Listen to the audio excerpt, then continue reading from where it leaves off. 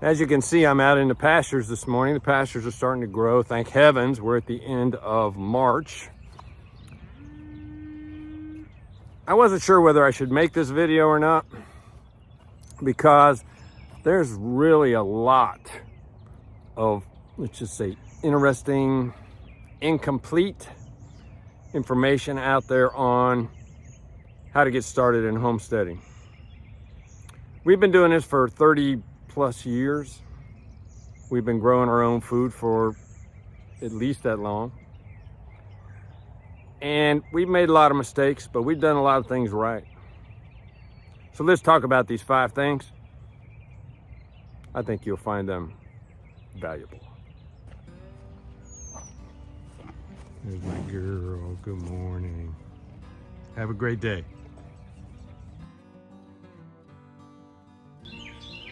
Look, here's the truth. Everything costs more these days and takes longer than what you think. Ask yourself, do you plan to keep on working, or will the farm be your full-time income? Either way, take the time and write your costs for tools, fencing, feed, seeds, equipment, and anything else you think you might need. And always, always, always leave a cushion for those moments that come up that you didn't anticipate, or that extra equipment, or the extra livestock, or whatever it is that you didn't count on having. Define your homesteading goals. You need to define in your own mind. Figure out the core reason why you want to be a homesteader, why you want to come to homesteading, why you want to be in agriculture, why you want to live in the country. Is it food security, health, independence, sustainability? What? I mean, you need to figure that out. Now, you need to dream big. I mean, big time big. I wish I would have dreamed a little bigger than what I did. But start small. Maybe it's fruit trees, like I have behind me here. Chickens,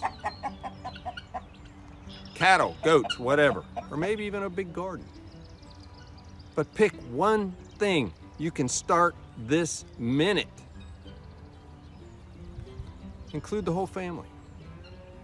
Make sure everyone in your family understands the goals and you're all working toward a shared vision. Now, one thing I do have to caution you on, you need to be flexible, because as you get into this and as you continue to think about it and research and do all these other things, your goals will change, and that's okay. But I suggest writing down your goals. This keeps you focused and motivated on the days, let's just say, didn't go quite as you had hoped. Choose your location. We've got a few acres here in rural West Tennessee. It's not fancy. And I'll tell you what, when we bought it, it was a cotton field. The soil was terrible. It was awful. But it's enough. We've got space for a good-sized garden. We've got cows, goats, chickens, a few free-ranging ducks, guineas, and a few other things. Wherever you are, in the city or the country, make it work for your situation. Even if you're in town, you can start with raised beds or a few hens. Figure out if you need well water, city hookups, solar, or some sort of mix. We've got an EG4 mini split system here, and we're doing everything we can to get off the grid. So use the solar options that you can find to cut down on that electric bill. Think location. You need to decide whether homesteading is for you, and you are up to homesteading. See, homesteading isn't always sunshine, fresh eggs, fresh food, all these wonderful little babies running around, all that. It's a lifestyle that will wear on you, especially over time, and certainly works on your patience. Look, I spend a good part of my day, maybe a couple of hours, taking care of animals. Not big stuff, trimming hooves, feeding, watering. I do gardening another hour or so of that when the weather is warm. It's certainly very busy. And that doesn't count having to fix things and when we have trees fall on the driveway and all the other stuff, because things will always crop up and they will go wrong. Unfortunately, that's how it works.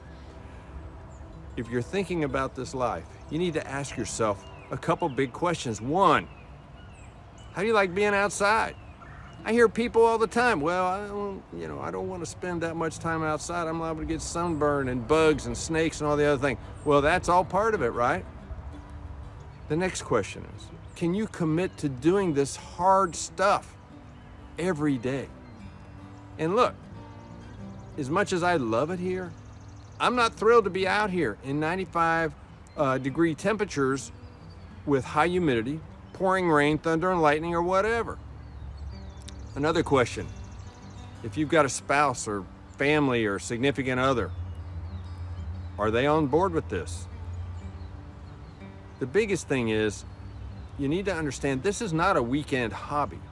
You see a lot of people out there doing this and they think, well, I can only do this when I get home from work and all that. Animals eat every day. You have to feed them every day. You have to give them water every day. When things are ready to go in the garden, they have to be done right now. When bad things happen, trees fall down, whatever, it has to be fixed immediately. So you have to understand, you have to shift your entire mindset. And a lot of people just aren't up to that. So make sure that you're ready for homesteading before you actually seriously go down this road. Start where you are. Don't wait for perfection. You don't need a big place or a fancy setup to begin. Just do something. Use what you got. But start building your skill set. Learn to garden. Learn to preserve food. Raise critters. Or fix things. Most of you don't even work on your own vehicles, I'd guess. But it all adds up.